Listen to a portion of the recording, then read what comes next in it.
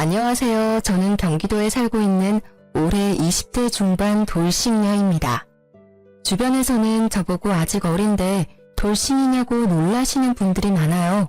그럴 때마다 제 사정을 다 말할 수 없어 많이 답답했거든요.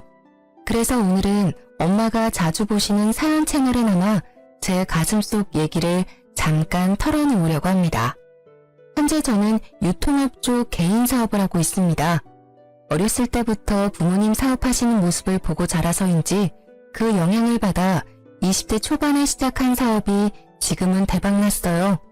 저는 남들 다 가는 대학은 포기하고 일찌감치 일을 했거든요. 그래서 이혼할 때 또래들처럼 평범히 공부하고 연애도 많이 해볼 걸 후회도 됐어요. 다양한 사람을 좀 많이 만나보고 기왕이면 아주 늦게 결혼했다면 어땠을까 싶습니다. 친정 부모님께서 늦게 결혼하신 편이라 제가 늦둥이 외동딸이거든요. 아무래도 부모님이랑 비슷한 일을 하니까 일하다가 결혼 시기를 놓치면 어쩌지? 하는 그런 조바심에 이 결혼을 서둘렀던 것도 있습니다. 나 좋다는 사람과 결혼하면 됐지 하고 아니란 생각을 한 거죠. 전 남편은 30대 초반이고 평범한 회사원이었습니다. 무엇보다 결혼이 아무런 장애물 없이 성사된 건 시댁 어른들 성품이 좋아서였어요. 시월드도 일절 없고 제게 터치도 없으셨죠. 정말 쿨하고 멋진 분들이셨습니다. 아가, 너는 어쩜 그리 매사에 똑 부러지고 야무지니? 이렇게 젊은 나이에 성공했는데 절대 흐트러지지도 않고 반듯한 모습이 참 멋있구나. 어느 정도 나이가 든 우리가 봐도 너무 존경스러워. 사돈어른들께서 키우면서 얼마나 자랑스러우셨을까. 이런 딸을 시집 보내시느라 굉장히 서운하셨을 것 같아. 내 친구들도 엄청 부러워한단다. 어쩜 이렇게 예쁜 며느리 얻었냐고 말이야. 여보도 그렇지 않아요? 말해 뭐해. 어디서 이런 귀한 복덩이가 우리 집에 왔는지. 이런 날을 맞이하려고 그렇게 우리가 열심히 잘 살았나 싶어. 며느리 앞에서 부끄럼 한 점 없이 떳떳하기 위해서 말이야. 아들, 네가 가장 잘한 일이 소영이를 우리 가족으로 맞이한 거다. 참 고맙다. 아버지는 참, 그것 말고 제가 잘한 일이 뭐 없었나요? 저도 꽤나 열심히 살아왔는걸요. 그래, 우리 아들도 열심히 살았지. 집안까지 힘들게 대학 왔다 갔다 하고 졸업까지 무사히 했잖니. 엄마 아빠는 멀어서 네가 금방 포기할 줄 알았거든. 아유, 당신은 애 대학 이야기 좀 그만 우려먹어요. 우리 아들 또 얼굴 어두워지네. 근데 요즘 말하는 신여성이 꼭 소영이를 보고 하는 말 같아. 어떻게 남편한테 못 만들어 오라고 집을 턱 해올 수가 있니? 신혼집을 알아보다가 마음에 드는 곳이 없어서요. 결국 제가 가지고 있던 아파트에 살자고 했거든요. 투자용이었는데 마침 결혼하는 시기가 맞아 떨어졌던 거죠. 시부모께서는 그런 저를 엄청 기특해 하셨어요. 20대에 집 해오는 며느리가 세상 어디 있냐고 너무 좋아하셨죠. 30대도 아니고 20대에 신혼집 해오는 며느리가 세상 어디 있니? 소영아, 정말 멋있다. 너한테 우리가 뭐든 다 해주고 싶어. 너 갖고 싶은 거나 필요한 거 있니? 원하는 거 다 말해보렴. 그래, 소영아, 부담 갖지 말고 말해줘. 이제 소영이도 우리 딸이잖아. 부탁할 게 있으면 언제든 말해다오. 아유, 우린 이제 너네 알콩달콩 예쁘게 살면 더는 소원이 없다. 아이, 저는 지금도 충분해요. 딱히 갖고 싶은 것도 없고 당장 필요한 것도 없어요. 정말 말씀만으로도 감사합니다. 에이, 편하게 말해보라니까. 그러면 나중에 혹시라도 남편이랑 싸우면 어머님, 아버님께서 제 편 들어주시겠어요? 저는 장난 반 진심 반 시부모에게 말했죠. 그래, 약속하마. 당연히 토끼 같은 우리 며느리 편 들어줘야지. 혹여라도 내 아들이 널 힘들게 하거나 서운하게 하면 내게 꼭 말해라. 너 대신 혼내줄 테니. 나중에 정말 그 약속을 지켜주셨냐고요? 제 얘기 끝까지 들어보시면 아실 거예요. 시부모님이 어떤 분들인지요. 시부모의 말에 남편은 급속도로 얼굴이 어두워지더라고요. 평소에 남편은 자기 부모님이지만 시부모를 대하기 조금 어려워하는 경향이 보였어요. 들어보니 시부모는 명문대를 나왔고 남편이 꼭 같은 동문이기를 바라셨대요. 공부에 뜻이 없던 남편은 시부모께서 비싼 과외와 학원을 보내줘도 성적이 오르질 않았다네요. 결국 남편은 본가가 서울인데 지방까지 가서 대학을 다녔다고 해요. 그랬어도 시부모는 한 번도 질책한 적은 없으셨다 합니다. 하지만 남편은 그런 점이 오히려 더 숨막힌다고 말했었죠. 그런데 제가 더 숨막혔어요. 남편은 툭하면 제게 너는 대학 안 나왔잖아 라는 말을 하며 결혼 생활 내내 자격지심을 부렸거든요. 그날도 마찬가지였죠. 하여튼 우리 어머니 아버지라지만 존경심이 1도 안 들어. 너도 보면 혼자 칭찬받는 거 은근히 즐기더라. 그럴 때 네가 너스레 좀 떨면서 남편 칭찬하면 좀 좋아? 집 하나 해왔다고 아주 어깨가 으스대는 꼴하고는. 아니 자기는 내가 뭘 했다고 말을 그런 식으로 해? 좋게 밥 먹고 와서는 왜 짜증이 나는지 모르겠다. 어머님 아버님께서 며느리 그 정도 칭찬도 못하실 일이야? 세상에 서로 미워하는 고부관계 천지야. 날 좋아해 주시고 예뻐해 주시니 얼마나 천운이야. 당신은 내가 시댁이랑 사이 좋은 게 싫어? 너 바보냐? 우리 부모님 대놓고는 못 그러시니 은근히 너 앞세워서 나 무시하시는 거잖아. 넌 그게 안 느껴져? 뭐? 무슨 말이야 그게. 내가 지방에 있는 대학 나오고 별 볼 일 없는 회사원이라서 아직도 실망이 큰 거지. 외동아들이 당신들처럼 명문대 나오고 그럴듯한 집안이랑 결혼할 줄 알았을 거야. 근데 겨우 작은 사업하는 여자애랑 결혼했으니 얼마나 속이 타겠어. 너 볼 거라고는 어쩌다 마련한 자가랑 어린 것뿐이잖아. 우리 부모님 앞에서는 너 칭찬하는 척 뒤에서 분명 호박씨 깔걸? 그니까 푼수처럼 너무 좋아하는 티 내지 말라고. 지방대 나왔다고 무시할 분들 전혀 아니시잖아. 당신 무섭다. 자격지심이 너무 심한 거 아니야? 어떻게 자기네 부모님을 그런 식으로 매도해? 그리고 뭐? 겨우 사업하는 어린 여자애라니. 날 여태껏 그렇게 생각해온 거야? 난 어머님 아버님한테 따뜻함을 느꼈어. 나 칭찬해주신다고 무조건 좋은 게 아니라 선한 분들이라는 걸 눈빛만 봐도 알겠다고. 근데 당신은 결혼하고 왜 이 모양이니? 예전엔 아니랬잖아. 자격지심? 뭘 알고 떠들어대. 하긴 대학도 안 나온 네가 뭘 알겠냐. 대학 문턱도 안 밟아본 네가 이해할 수 있는 부분이 아니겠지. 시댁 식구들을 만나고 오면 기본 일주일은 그렇게 냉전이었어요. 대학 안 나온 건 사실이니까 그 부분은 무시해도 뭐라 반박도 못하겠더라고요. 오히려 저는 결혼하고 1, 2년은 엄청 싸웠다는 부모님 말씀을 듣고 참아보려 했어요.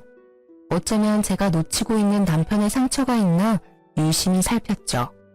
처음에는 찾아서 보듬어주고 싶었거든요. 그땐 정말 사랑했으니까요.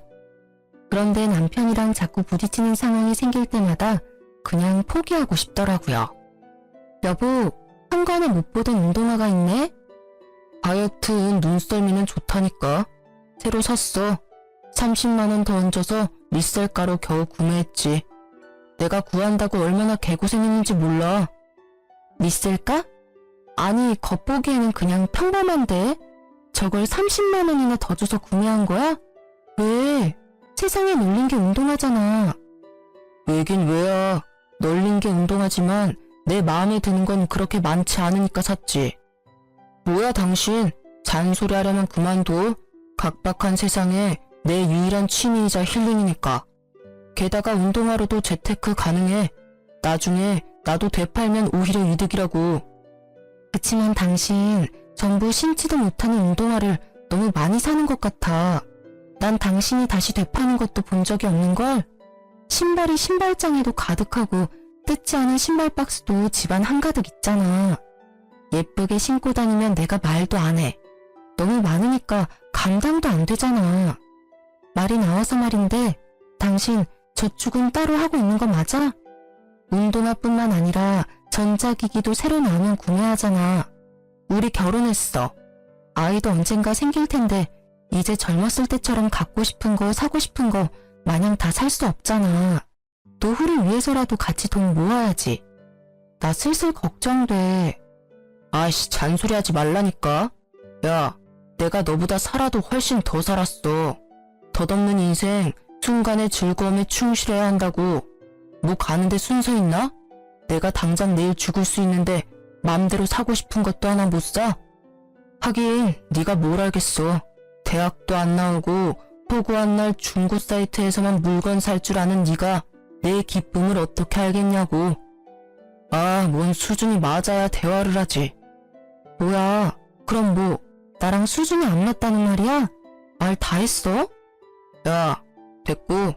나도 너 터치 안 할 테니까 돈 가지고 나 터치하지 마. 소비도 저축도 나 알아서 한다고. 남편은 언제나 전자제품이나 운동화 신상이 나오면 눈이 돌아갔어요. 그런 물건들은 오래 잘 쓸 수 있으니 처음엔 저도 신경 안 썼죠. 그런데 결혼하고 보니 남편은 하나 구매해서 오래 쓰는 게 아니라 있는 물건도 무리해서 할부로 구매하더군요. 생활용품이나 안 쓰는 물건들 중고로 사고 파는 저로서는 남편이 너무 이해가 안 갔죠. 전 진짜 돈을 투자해야 할 것 아니면 굳이 지갑을 열지 않았거든요. 그럴 때마다 자린고비라고 은근 놀리기까지 하는 남편이었어요. 친정 부모님 결혼 기념일이라서 다 같이 식사를 하는데 그날 역시 제 신경을 긁더라고요. 엄마 아빠 생신 축하드려요. 작지만 제가 준비한 선물이에요. 아이고, 우리 결혼 기념일이 뭐라고 선물을 준비했어. 엄마 아빠가 결혼해서 내가 세상에 나온 거잖아. 나한테도 의미 있는 날이지. 그때 남편은 웃음이 터져 말했어요. 웬일로 돈 썼대? 또 중고로 샀냐? 남편의 그 말 한마디에 분위기는 순식간에 싸해졌죠. 중고로 사다니, 당신 지금 그게 무슨 말이야? 저는 애써 화를 참고 남편을 제지시켰지만 눈치가 없는 건지 일부러 그러는 건지 남편은 지 할 말 끝까지 다 하더라고요. 장인어른, 장모님, 제 말 좀 들어보세요. 남들은 이 사람 사업한다고 잘 사는 줄 아는데요. 겉만 번지르르 하지 생각보다 돈이 별로 없는지 엄청 돈을 아껴요. 집 사는데 다 쓴 건지 아님 저 몰래 어디 투자라도 하는 건지 모르겠어요. 허구한 날 돈 타령해서 저 좀 힘들어요. 제가 운동화라도 하나 사려고 하면 그걸 못 사게 해요. 멀쩡한 집이 있으면 뭐해요? 그 안에 살림살이는 죄다 중고 물건인데. 아니, 이 녀석이 자네 운동화도 하나 못 사게 했다고? 친정 부모님께서는 남편의 말에 당황한 듯 하셨죠. 저는 서둘러 농담이니 놀라시지 말라고 둘러댔어요. 집으로 돌아와 얘기하는데 기가 막혔어요. 남편이 저를 깔보는 태도가 심상치 않았거든요. 너 거지냐? 어? 거지 맞잖아. 아까 선물도 중고 거래한 거 아니야? 왜? 내가 부모님 앞에서 진실을 말하니 속상해? 아니, 남편 시계 하나 사줄 돈 없으신 분이 왜 부모님 앞에선 여유 있는 척 하시냐고요? 자기 설마 그때 나한테 시계 사달라고 한 거 지금 내가 그거 안 사줬다고 이러는 거야? 너 애야? 갖고 싶은 거 못 가졌다고 장인 장모 앞에서 그게 뭐하는 행동인데? 남편이 얼마 전에 다음 달 월급 받으면 준다고 제게 시계 좀 예약 구매 좀 해달라고 했어요. 근데 제가 딱 잘라 거절했거든요. 아니, 경제적인 부분 터치 일절하지 않고 각자 알아서 하기로 한 지가 불과 며칠 전인데요. 벌써 무얼 사겠다고 제게 돈을 빌리려는 모습이 너무 한심해 보이잖아요. 그랬더니 그 일로 되게 화풀이 했던 거였어요. 너 때문에 결국 스마트워치 예약 구매 못했잖아. 예약 구매를 해야 빨리 받을 수 있고 사은품도 있는데 말이야. 애초에 그 나이 먹고 수중에 그 정도 돈도 없는 게 말이 돼? 그게 더 문제야. 시계를 못 산 건 나 때문이 아니라 당신 씀씀이에 문제가 있는 거지. 이번 기회에 당신 소비 생활을 좀 되돌아봐. 그리고 돈 없어서 장인어른 장모 밥 한 끼도 대접 못하면서 나보고 거지? 그래, 나 중고거래 좋아해. 비록 이 집의 물건들, 물론 백화점에서 산 것들은 아니지만 중고로 샀어도 새 제품이라고. 내가 네 말대로 거지면 이때까지 내가 했던 선물들 내가 다 가져가서 팔아도 되니? 뭐? 그런 게 어딨어. 당신 말대로 해보자고. 내가 줬던 선물들 리셀가 더해서 되팔아서 나도 재테크나 좀 해보자. 남편은 제 말에 화들짝 놀라서 제 앞으로 가로막더라고요. 혹시나 자기 애장품들을 건드릴까봐요. 저는 아랑곳하지 않고 제가 사줬던 것들을 모두 챙겼어요. 이건 내가 작년 생일에 사준 거, 이건 내가 올해 초에 사준 거. 당신 나한테 그동안 많이도 받았다. 내 두 손 가지고는 모자라겠어. 지금 이 시간에 그 물건들 가지고 어딜 가겠다는 거야? 저는 트렁크에 남편의 애장품들을 모두 실었어요. 정확히 말하자면 제 지분이 있는 것들만요. 여보, 난 진짜 농담 삼아 그런 건데 기분 나빴어? 아유, 당신 앞에서 내가 농담도 못한다. 미안해. 앞으로 거지라는 말은 안 쓸게. 제 차 트렁크 문이 닫히자 남편은 머마려운 강아지처럼 안절부절했습니다. 그게 농담이라고? 그래. 부부끼리 서로 놀릴 수도 있는 거잖아. 난 가벼운 장난이었어. 당신이 하도 절약 모드길래. 사과 똑바로 안 하지? 미안해. 미안하다고. 다시는 거지라고 안 할게. 나 딱 한 번만 봐준다. 두 번은 안 봐줘. 나도 자존심이라는 게 있어. 알았다, 알았어. 안 건드리면 될 거다냐. 끝까지 적반하장 언성을 높이는 남편을 저는 딱 한 번만 더 믿어보기로 했습니다. 남편은 트렁크를 열어주자 눈치 보며 자기 물건 챙기더군요. 제가 왜 바보같이 미련하게 남편을 자꾸 봐줬냐고요? 계속 서로에게 맞춰 조율을 해나가는 게 결혼 생활이라 생각했으니까요. 하지만 저만 남편에게 맞춰가고 있었나 봐요. 남편은 다른 곳에서 다른 이와 눈을 맞추고 있더라고요. 요즘 야근이 잦네? 피곤하지? 속상해. 당신 얼굴 너무 상했다. 일이 많네. 그 순간 초인종이 띵동 하고 울리더라고요. 아니, 시간이 몇 시인데 초인종이 울려? 내 거야. 배달시켰어. 배달시켰어? 배고팠어. 아유, 나한테 말하지. 내가 바로 밥 차려줄 수 있는데. 혹시 당신 나 피곤할까봐 말 안 한 거야? 밤에 먹었을 때 부담 없는 걸로 내가 준비해줄 테니까 앞으로는 배고프면 꼭 말해요. 알았지? 남편은 야근이 점점 잦아지고요. 회사에서 종일 굶는 것도 아닐 텐데 밤마다 엄청 폭식을 했어요. 아니 여보, 먹는 건 좋은데 너무 먹는 거 아니야? 나 좀 걱정돼. 야, 언제는 배고프면 말하라며. 넌 진짜 이랬다 저랬다 하는 게 진짜 문제야. 아우 짜증나. 내가 밥도 눈치 보면서 먹어야 해? 아니, 내 말 뜻은 그런 게 아니라 당신 밤에 너무 많이 먹어. 회사에 요즘 무슨 일 있는 거야? 안 그래도 스트레스 받는데 그냥 잔소리 좀 하지 마. 나 조용히 좀 먹자. 제가 이상 행동을 하는 남편이 걱정되어 한마디 하면 남편은 잔소리하지 말라고 그렇게 성질을 있는 대로 다 냈죠. 먹는데도 남편 얼굴은 점점 더 야위어져 갔어요. 그땐 남편 건강이 너무 걱정스러워서 남편이 제게 화내는 것도 기분 나쁘지 않았어요. 성질 부리는 남편 뭐가 예쁘다고 보양식도 자주 해먹였죠. 심지어 보약도 지어줬습니다. 다행히 남편은 챙겨주는 만큼은 어느 정도 얼굴에 활기를 되찾았어요. 반면에 일은 일대로 몰아치고 남편은 남편대로 또 챙기느랴 제가 심하게 알아누웠죠. 여보, 미안해. 오늘만 저녁 알아서 먹을래? 그리고 너무 미안한데 나 죽 좀 배달시켜줘. 도저히 죽는 힘도 안 나. 알겠다, 알겠어. 미리 좀 말하지 그랬냐? 그럼 밖에서 먹고 들어왔을 텐데. 밥도 안 주면서 심부름 시키기는. 미안해, 부탁 좀 할게. 응? 골골거리는 제게 남편은 어디 아프냐고 물어보지도 않았어요. 저는 화낼 힘도 안 나서 그대로 약을 먹고 기절했죠. 일어나 보니 남편은 혼자 거실에서 치킨에 맥주를 마시고 있더라고요.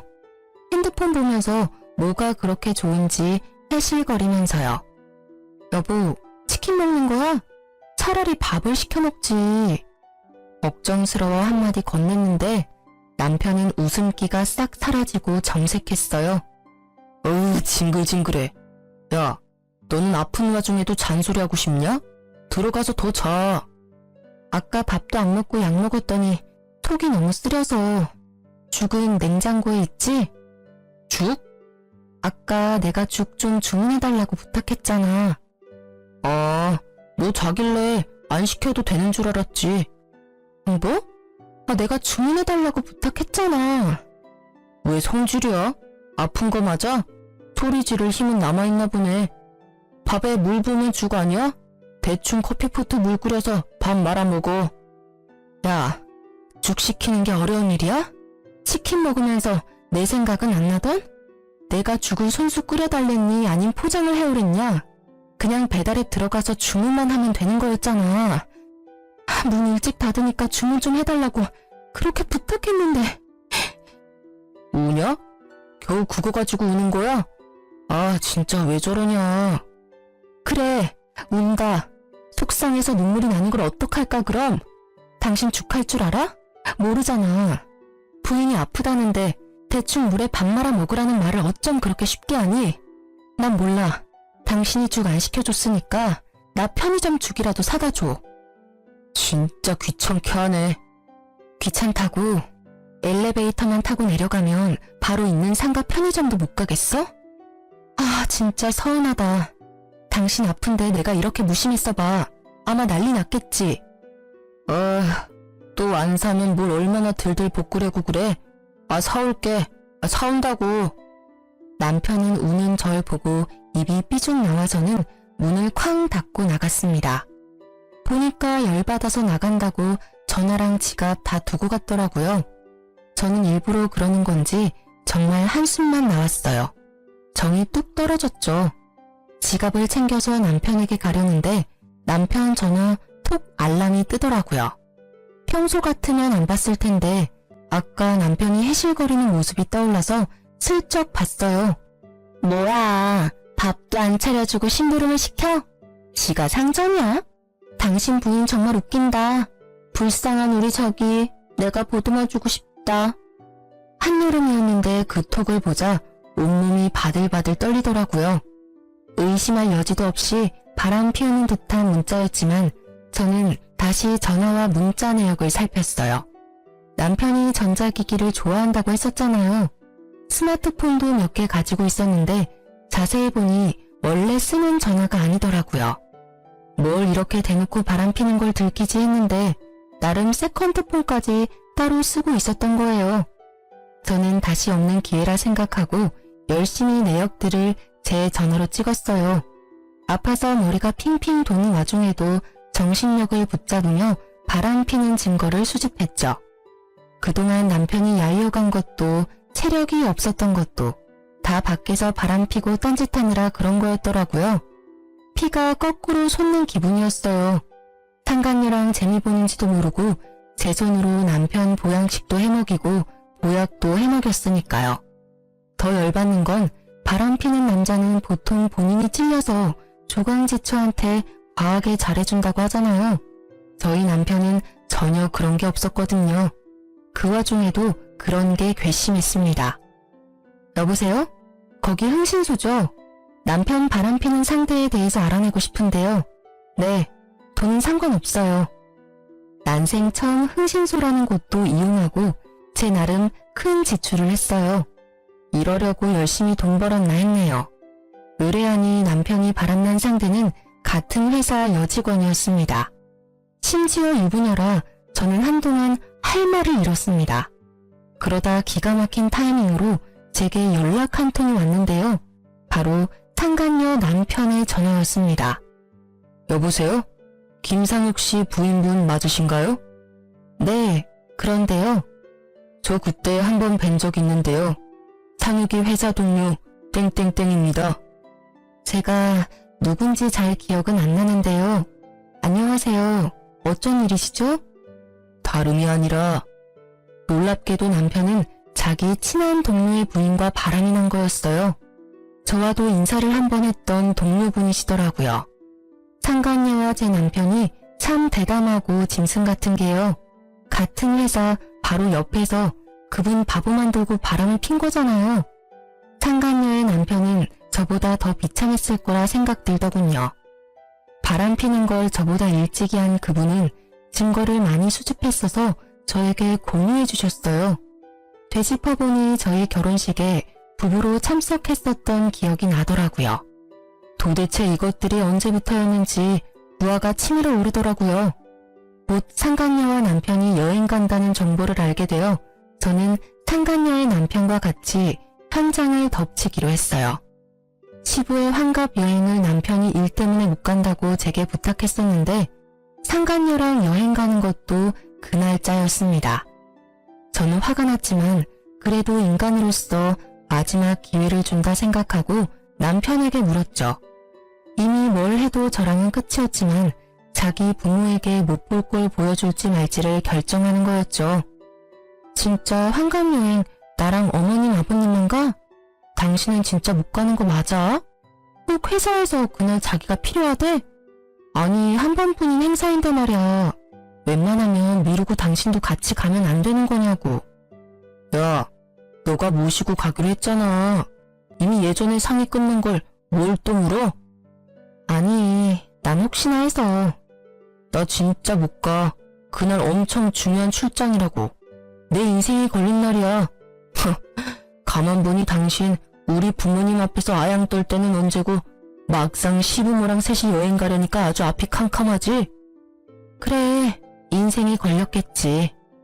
아, 바쁜 자기 대신 시부모 모시고 여행 가는 부인한테 당신은 그게 지금 할 소리야? 죽어도 고맙다는 말은 빈말이라도 절대 안 하지? 저거 봐. 내가 너 생색 낼 줄 알았다. 너 이렇게 두 얼굴인 거 우리 부모님이 아시면 아주 깜짝 놀라실걸? 어쩜 우리 부모님 앞에서만 착하고 바른 며느리 이미지 메이킹을 잘해놨는지. 너도 참 대단하다 대단해. 신랑 출장 가는데 앞길 막으면서 징징거리지 마. 그래? 그렇단 말이지. 알겠어. 뭐 어머님 아버님은 내가 모셔야지. 남편은 그날이 자기 인생에서 너무 중요한 날이라며 한사코 안 된다고 거절하더군요. 결국 저는 시부모에게 연락했어요. 전화로는 다 설명도 못해서 뵙고 말씀드릴 게 있다고 했죠. 제 심상치 않은 분위기를 어떻게 또 느끼셨는지 시부모께서는 긴장 상태셨어요. 아가, 무슨 일이 있니? 얼굴에 수심이 가득하다. 혹시 네 남편이 무슨 사고라도 친 거니? 시부모께서 다정하게 물어오자 저는 그만 그동안 서름이 한꺼번에 터졌습니다. 어머님, 아버님, 저 어떡해요? 정말 억울해요. 너무 화가 나요. 자초지종 시부모께 남편이 그동안 저를 대했던 행실과 바람 피우는 것까지 얘기하니 시부모께서는 펄쩍펄쩍 뛰시더라고요. 여행도 다 취소하시고는 본인 아들 괘씸하다고 현장을 같이 덮치자 하시더라고요. 낳기는 내가 낳았지만 정말 난 그런 쓰레기로 키운 적 없단다. 바르게 키우려고 노력했는데 어떻게 짐승보다 못한 짓을. 어쩜 좋니 소영아. 미안하다. 어휴, 네 자식이지만 검디검은 저 속내를 모르겠다. 참 소영이 네 앞에서 면목이 없구나. 너 이런 일을 당하게 해서 우리가 너무 미안하단다. 이미 저 자식은 돌이킬 수 없는 강을 건넜으니 이혼은 막을 수도 없고 기왕 이렇게 됐으니 여보, 소영이 속이라도 풀리게 우리가 도와줍시다. 그렇게 시부의 환갑날 시부모와 함께 저는 남편이 바람을 피우는 현장을 덮쳤어요. 호텔방 문을 상간녀가 열었는데 아무렇지 않게 들어오라고 하더군요. 들어오세요. 샤워 가운을 입고서 전혀 당황하지도 않는 상간녀의 태도에 저와 시부모는 기가 차서 어떤 말도 못했어요. 저는 말 대신 그 모습을 사진에 담았죠. 미쳤어요? 지금 뭐 하는 거예요? 뭘 찍는 거냐고요? 뭐 하긴요. 당신 그 더러운 추태를 증거로 남기는 거죠. 증거? 웃겨라 정말. 누가 눈 하나 깜빡한다고 협박이야. 원래부터 저 사람 제 남자였어요. 어머님 아버님 모르셨겠지만 제가 먼저였다고요. 제가 이제 두 분 모실 테니까 이 어린 기집의 말에 이제 휘둘리지 마세요. 상간녀는 본인이 비련의 여주인공이라도 된 듯 굴었습니다. 시어머니께서는 더 이상 못 들으시겠는지 베개를 들고 상간녀를 이리저리 때리셨죠. 이게 무슨 짓이세요? 말로 하세요, 말로. 이 못된 것, 뭘 말로 해? 너같이 가정 파탄내는 것들은 말로 해서는 안 돼. 어디 감히 우리 귀한 소영이를 함부로 말해? 이 천하의 죽일년, 이 천한 것. 그때 화장실에서 콧노래를 부르며 나온 남편은 저와 시부모를 발견하고는 그대로 주저앉더군요. 다들 여기 어떻게? 시부께서는 새하얗게 질린 남편을 일으켜서는 있는 힘껏 남편의 뺨을 정통으로 날리셨죠. 아버지, 저 죽어요. 왜 이렇게 세게 때리세요? 내가 한 번이라도 널 때린 적 있니? 네가 아무리 잘못했어도 한 번도 네 몸에 손댄 적 없다. 근데 좀 후회가 돼. 때려서라도 바른 인간으로 키웠어야 하는데 부인 두고 바람이나 피우는 대단히 멍청하고 파렴치한으로 내가 키웠어. 진정하세요. 소영이 제가 얼마나 사람 홀리는 여우인 줄 아세요? 야, 너 여기가 어디라고 우리 부모님까지 모시고 와. 뭐? 여우? 이 상황에서까지 내 욕을 하네? 잘못했다고 빌지는 못할 망정 말이야. 너 내가 결혼 생활 동안 얼마나 귀한 대접해줬니? 바람 피느라 기빨려서 그런 건 줄도 모르고 어디 몸이 안 좋나 싶어서 비싼 보약에다 각종 보양식까지 해줬어. 그런데 뒤에서 이런 더러운 짓거리를 하고 있었어? 야, 넌 좀 입 다물어. 네가 끼어들 자리가 아직도 보여? 그러게 말이야. 얘, 어리다고 어른들이 우쭈쭈 해주니까 전부 네 세상 같았지? 이 사람은 지옥이었대. 나 만나 겨우 천국 만난 거지. 우리 정말 사랑하고 있어. 그러니 방해 말고 꺼져. 어머, 감히 니까짓 게 뭔데 내 며느리, 아니 내 딸한테 함부로 말해? 에잇, 너나 썩 꺼져라. 시모가 제 편을 드신다고 상간녀의 머리채를 잡고 이리저리 흔들자 남편은 시모를 거칠게 떼놓고 말했어요. 어머니, 그만하세요. 이 사람 안 그래도 머리숱 소중한데 그렇게 쥐 뜯어버리면 어떡해요? 자기, 괜찮아? 난 괜찮아. 어머, 내 머리카락 몇 개가 빠진 거야? 난 몰라. 어머님, 정말 너무하시네요. 누구 보고 어머니래, 저 미친 게. 그리고 너, 이 자식, 어디 엄마를 있는 힘껏 밀쳐? 어이 참, 그만하시라고요. 제 말 좀 들어보세요. 아버지, 이렇게 호텔방에서 소개시켜드리고 싶지 않았는데요. 기왕 이렇게 된 거 정식으로 소개해드릴게요. 이 사람 엄마 아빠랑 동문이에요. 명문대 나왔다고요. 제가 못해드린 효도 이 사람이 대신 해줄 거예요. 대학도 못 나온 지금 며느리보다 연륜도 있고 같은 학벌인 이 사람이 훨씬 낫잖아요. 제가 하고 싶은 사업도 밀어주기로 했어요. 짠순이처럼 허구한 날 돈 타령하는 저 기집애랑 차원이 다르다고요. 그러니 엄마 아버지, 오늘 모습은 못 봤던 걸로 해주시고 이만 돌아가 주세요. 저희한테는 오늘이 의미 있는 여행이에요. 첫 번째 결혼은 저런 수준 떨어지는 애랑 생각 없이 해버렸지만 두 번째 결혼 생활은 저 정말 자신 있어요. 이 사람이랑 행복하게 효도하면서 살 거예요. 어리다고 다 좋은 게 아니었어요. 쟤는 연애할 때 잠깐 설레이는 게 다였다고요.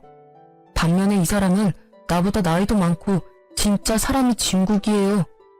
남편은 제 말은 싸그리 무시하고 시부모에게 상간녀를 소개하더군요. 그러자 시부는 뭔가 결심한 듯 말하셨어요. 저런 천하의 쓰레기를 다 봤나? 고쳐 쓰지도 못해 저런 놈은. 소영아, 이만 가자. 저것들이 하는 개소리 이제 더 들을 필요도 없다. 아버지, 진짜 아프다고요. 운동을 성실히 하는 시부가 거칠게 남편 뺨을 날리자 남편이 나가떨어졌는데요.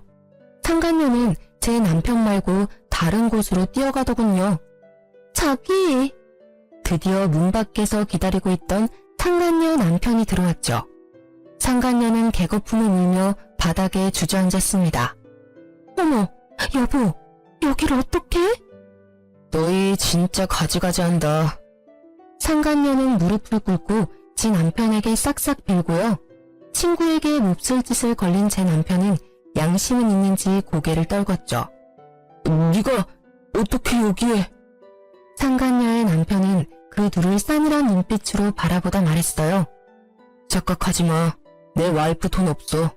그리고 저 사람 너 안 사랑해. 바람 피는 사람이 한두 명이 아니거든. 여보, 어디까지 아는 거야? 다 아니야. 오해라고. 전현이 여기로 데리고 온 거야? 그런 거야? 야! 저에게 달려들려는 상간녀의 몸을 잡고 그 사람은 말했어요. 내가 알려줬어. 내가 여기 불렀고. 각오해. 내가 언제부터 알았을 것 같아? 어디까지 알 것 같니? 자기 남편의 말에 상간녀는 부르르 몸을 떨며 흐느끼더군요. 야, 잠깐이나마 동료를 떠나서 친구라고 생각했어. 근데 어떻게 내 부인이랑 이런 짓을 벌여? 미안하다. 하지만 우리 정말 사랑하고 있어. 네가 물러나줘. 곧 다 정리하고 이 사람이랑 합칠 거야. 미안하다는 말은 나 말고도 여기 계신 네 가족분들한테 해야 하는 것 아냐? 사죄도 모자랄 판에 어디 불륜녀한테 고백을 하고 있어. 이 여자가 널 사랑해? 웃긴다. 너 얘가 만나는 사람이 몇 명인 줄 알고 그런 섣부른 판단을 하냐? 야, 착각하지 마. 넌 쓰레기들 중 하나일 뿐이니까. 혹시 저 여자가 너한테 돈 얘기했니? 저 사람 땡전 한 푼 없어. 빈털털이라고. 모자란 너 사업해줄 돈도 없고 사랑하는 남자만 여럿이니까 착각 말라고. 아니야, 그럴 리가 없어. 자기야, 나 사랑한다며. 사랑해서 다 해주고 싶다며. 이 자식이 거짓말하는 거지? 남편이 상간녀의 남편을 밀치자 상간녀는 눈을 희번뜩하며 남편의 멱살을 잡고 흔들어대더군요. 이 자식이? 어디 내 남편 몸에 손대? 야, 너랑 급이 달라 내 남편은. 아니야, 아니라고. 자기, 나 사랑한다며. 미친놈, 사랑 이러고 있다. 상간녀의 돌변한 태도에 남편은 현실 부정을 하며 울부짖더라고요. 더러웠지만 지한테는 진짜 찐 사랑이었나 봐요. 시부모는 못 볼 꼴을 봤다며 한탄을 하셨죠. 내가 오래 살다 보니 별꼴을 다 본다. 아니 저런 미치갱이들을 다 봤나? 그렇게 대환장 사건은 마무리가 되었고 며칠 뒤 시모가 연락이 왔는데요. 소영아, 우리가 네 편 들어준다 한 거 기억나지? 변호사 연락처다. 너한테 내일 전화 올 거야. 우리가 수임료 다 줬고 변호사랑 충분히 상담해보고 너 하고 싶은 대로 하면 돼. 우리는 일절 신경 쓰지 말고 말이다.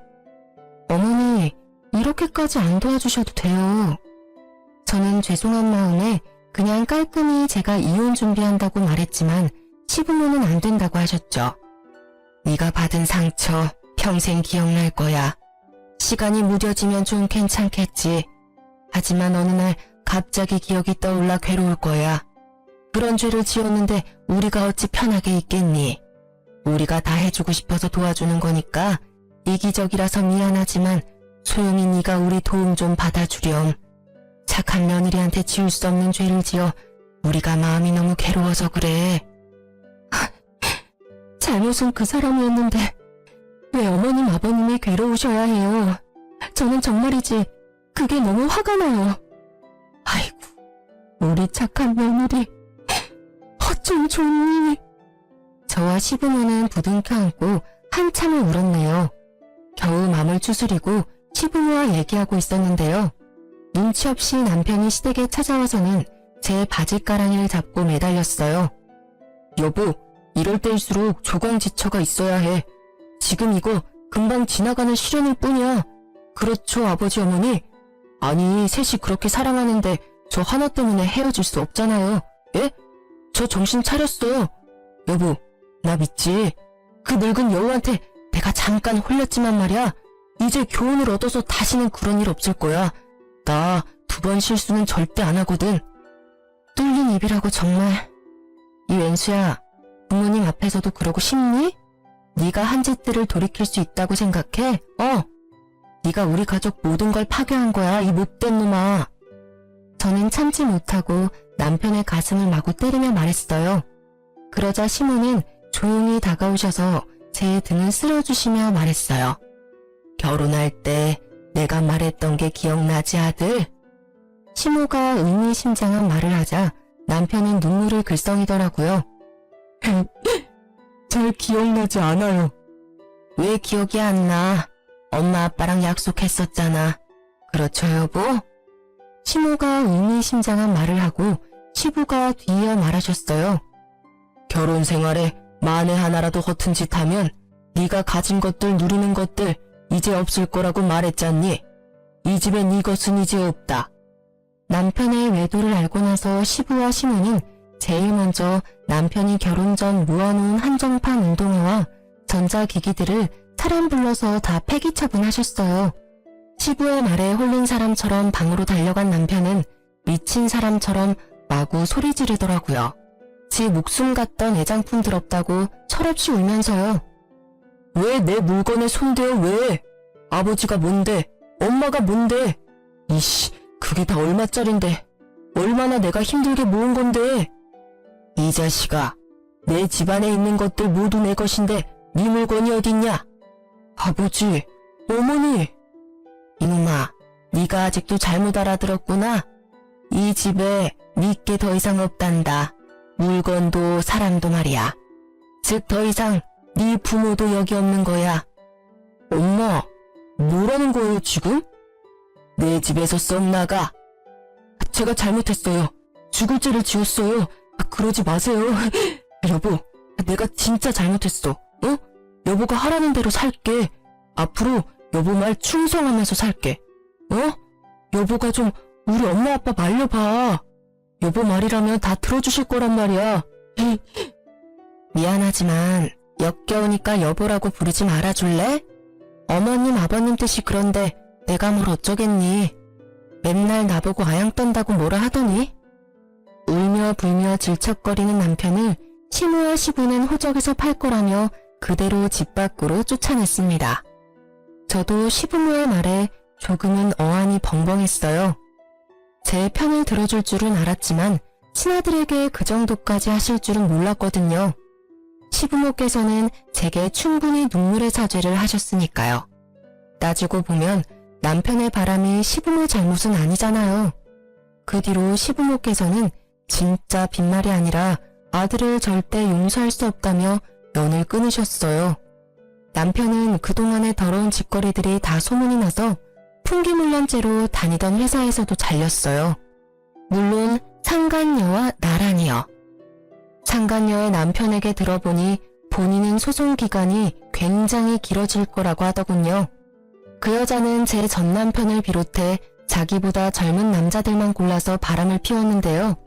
그래놓고는 진짜 사랑한 자기 남편이라고 놓아주지도 않는데요. 저보다 더한 고통에 빠진 상간녀의 남편이 어서 이혼하고 행복해지길 여러분이 응원해주세요. 어느 날 제 전남편은 회사에서도 잘린 후 일도 안 하는지 거짓골로 제게 찾아왔어요. 정말 폐인이 다 됐더라고요. 처음엔 얼굴 보고 알아보지도 못해서 목소리 듣고 알았어요. 누구세요? 소영아, 나 돈 좀 빌려줄 수 있니? 내가 며칠째 밥을 못 먹었어. 저 어리다고 무시하고 또 사업한다고 유세 떤다 무시하던 전 남편은요. 제 사업장까지 찾아와서 돈을 구걸하더라고요. 막상 제 사업 규모 보고 놀랐는지 갑자기 돌변해서는 소영아, 우리 다시 어떻게 잘해보면 안 되겠니? 나 진짜 이제 변했어. 너 여기 혼자 감당돼? 내가 여기 일 좀 도와줄게. 그럼 예전처럼 다시 엄마 아빠랑 나도 사이 좋아지고 서로 좋은 일 아니겠어? 아, 그게 무슨 개소리야. 허구한 날 나 깔보더니 막상 눈으로 보니까 내 것들도 탐나? 또 기생충처럼 나한테 기생하게? 야, 꿈도 꾸지 마. 그리고 한 번만 더 찾아오면 경찰에 신고할 테니까 그렇게 하라. 쪽팔리게. 아니, 네가 웬만큼 쓰레기여야지. 속도 겉도 다 쓰레기꼴로. 그게 뭐니? 일은 아예 안 해? 이거 먹고 떨어져? 당장 꺼지라고. 제가 5만 원을 전 남편 얼굴에 던지자 전 남편은 쭈뼛거리며 비굴하게 5만 원을 집어들었어요. 노숙하고 다니는지 냄새도 엄청 났거든요. 저는 직원들에게 탈취제를 뿌리라고 주고는 뒤돌아섰죠. 내가 만난 사람의 처절한 밑바닥을 마주하니 한 번 더 속이 쓰렸죠. 이제는 남이지만 제 전 시부모는 짐승 같은 아들과 연을 완전히 끊고 제 앞날을 더 걱정하셨죠. 도영아, 넌 아직 젊고 능력 있어서 더 잘 될 거야. 지금껏 그래왔던 것처럼 앞만 보고 달리렴. 넌 더 좋은 사람 만날 거야. 그렇게 가끔 안부 인사도 나누곤 했는데 이혼이 다 마무리되니 더 이상 연락을 하지 말자고 하시더라고요. 제 앞날에 더 이상 걸림돌이 되고 싶지 않으시다고요. 저 참 많이 울었어요. 이혼했으니 어쩔 수 없이 그게 순리인 건데 말이죠. 제가 그 전에 못해줬던 신혼집 대신이라고 사무실도 하나 제 이름으로 계약해 주셨어요. 그리고 또 전 남편이 찾아올까봐 걱정도 되셨나 봐요. 제가 사업이 잘 되기는 했어도 사무실은 가격 때문에 좀 외진 곳에 있었는데요. 좋은 시부모님 덕분에 땅값 걱정 없이 월세 걱정 없이 지금 좋은 곳에서 제 사업 열심히 번영시키고 있어요. 일하느라 바쁘게 살아서 이혼 후에 큰 후유증은 안 남았네요. 돌이켜보면 결혼 생활 내내 좋았던 건 전부 시부모님이랑 함께한 기억이더라고요. 전 남편은 제 기억 속 평생 원수이겠지만 그 원수 덕에 귀인을 또 만난 거라 참 복잡 미묘해요. 전 남편은 술에 의존하고 살고 있다던데 그놈은 정말 더 큰 벌 받아야 해요. 자기 가정 파탄내고 남의 가정까지 파탄냈으니까요. 상간녀는 얽힌 집안만 몇 개라 소송으로 알거지가 됐다는 소문을 마지막으로 들었습니다. 제발 끼리끼리 붙어먹고 착한 사람들 피해주지 않고 살기를 바래요. 제 긴 사연을 같이 들어주셔서 감사합니다.